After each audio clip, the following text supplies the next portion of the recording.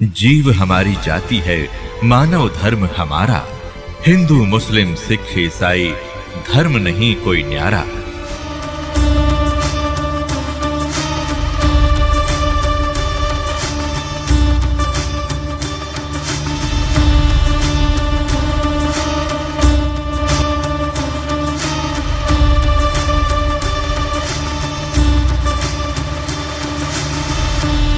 यही अल्लाह, यही भगवान, ये ब्रह्म सरपुरुष कहते हैं हम इसको ब्रह्म कहते हैं। इसी ने पवित्र कुरान शरीफ का ज्ञान बोला है और वो भी स्पष्ट कर रहा है कि हे हजरत मोहम्मद, मैं उस अल्लाहु अकबर, उस अल्लाह कबीर के बारे में जानकारी नहीं रखता जिसने 6 दिन में सृष्टि रची, 7वें दिन तख्त पर जा बैठा। वो है अल्लाहु अकबर।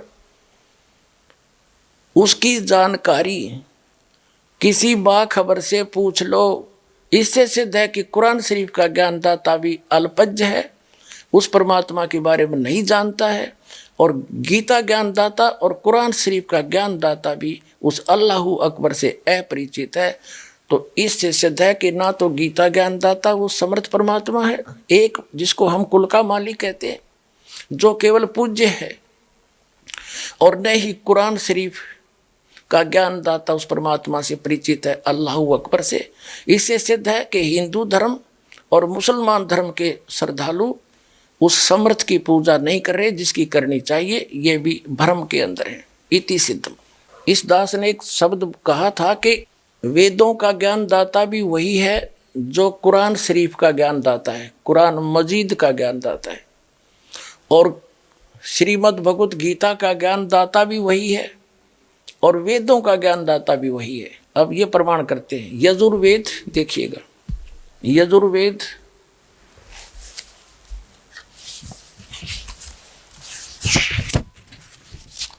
ये कहाँ से प्रकाशित है, अनुवादित है। प्रकाशक है सार्वदेशी कार्य प्रतिनिधि सभा 2/5 महर्षि दानंद भवन, रामलीला मैदान, नई दिल्ली से।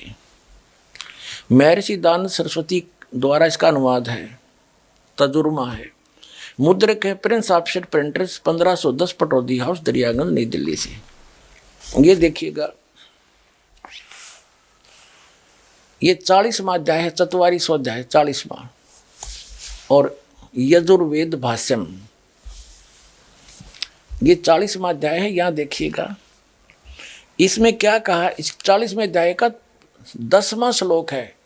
इसमें वेद ज्ञान दाता कहता है, मनुष्यों, जैसे हम लोग धीराणा मन मेधावी योगी विद्वानों से अर्थात तत्वदर्शी संतों से, जिनका ज्ञान स्थिर है, धीर है, टिकाऊ है।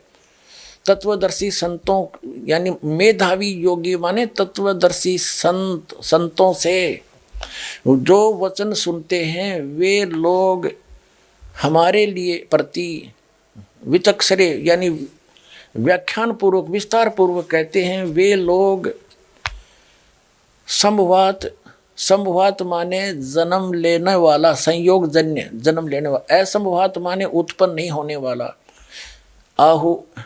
आहु माने कहते हैं, उत्पन्न होने वाला कारण अत्यंत आहु कहते हैं। इति, इस बात को तुम भी सुनो। अब वेद ज्ञान दाता कह रहा है कि कुछ तो परमात्मा को कहते हैं वो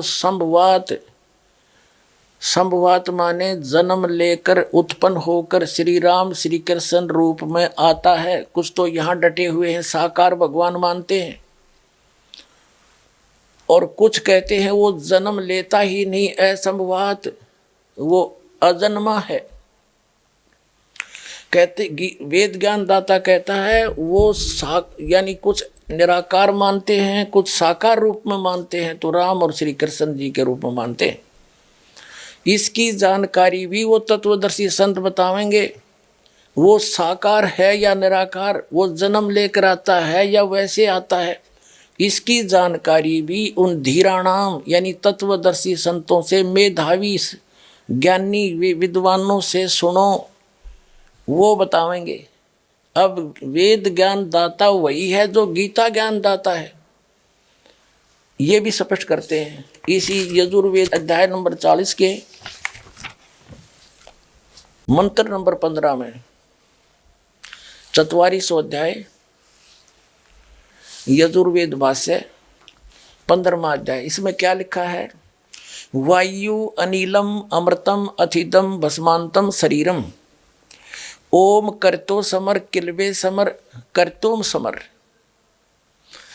इसका अर्थ बनता है करतो माने काम करने वाले जीव, तू शरीर छोड़ते समय तक ओम इस नाम वाच्य ईश्वर को समझ कर, इसको लिखना था इस अनुवादकर्ता ने गलती कर रखी अनुवाद में, सीधा है ओम करतो समर, ओम काम करते करते सेवन करो, विशेष कसक के साथ सेवन करो। और कर्तुम माने मनुष्य जीवन का मुख्य कर्तव्य जानकर ओम नाम का जाप करो। और वायु अनिलम अमृतम अथिदम भस्मांतम शरीरम, यानी जब अमृतम, ये अनुवाद है इसका, अमृतम अविनाशी और भस्मांतम अंत में भस्म होने वाला जो शरीरम श्रेष्ठ है, इसने अनुवाद ठीक नहीं करना है। इसका अर्थ है वायु अनिलम अमृतम अथिदम भस्मांतम शरीरम, जब आपका शरीर छूटेगा, भस्म होगा, अंत होगा, उस समय आपके उसको इतनी अमृतव प्राप्त होगा, इस ओम के नाम से जो मिलता है उतनी गति आपकी हो जाएगी। और ओम नाम का जाप करो। अब वेद ज्ञान दाता,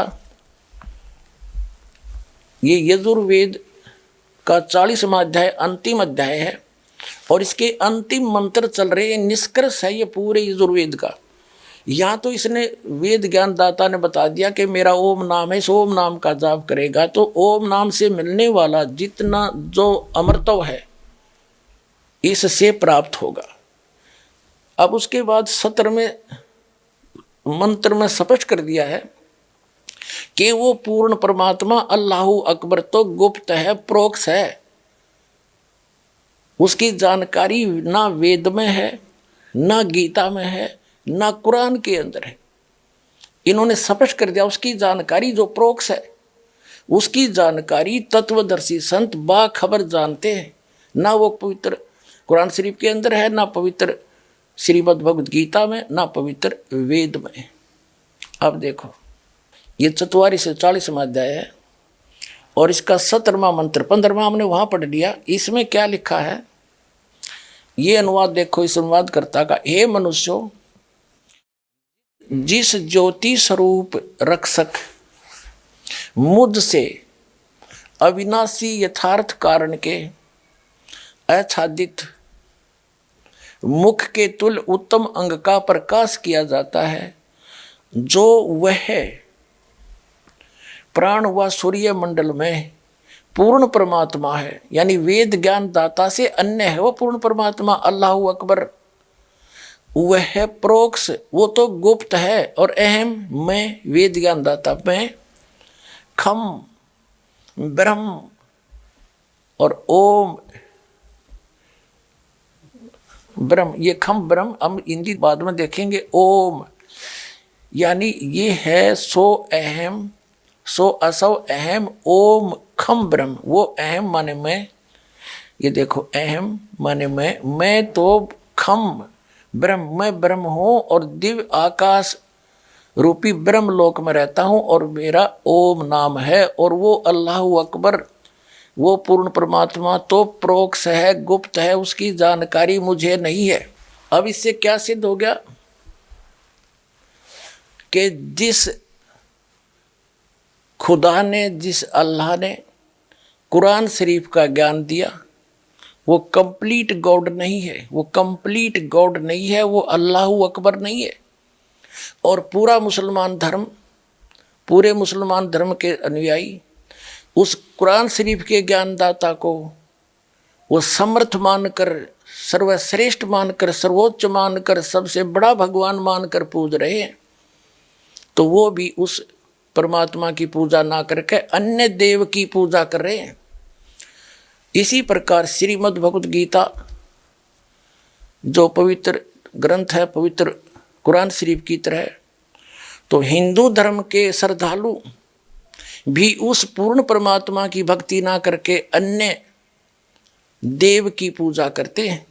अन्य देव की यानी ब्रह्म तक भी जो पूजा करते हैं वो आन उपासना में है, उस एक की पूजा नहीं है, और वेदों तक की पूजा करने वाले भी उस समर्थ के विषय में जानकारी नहीं रखते।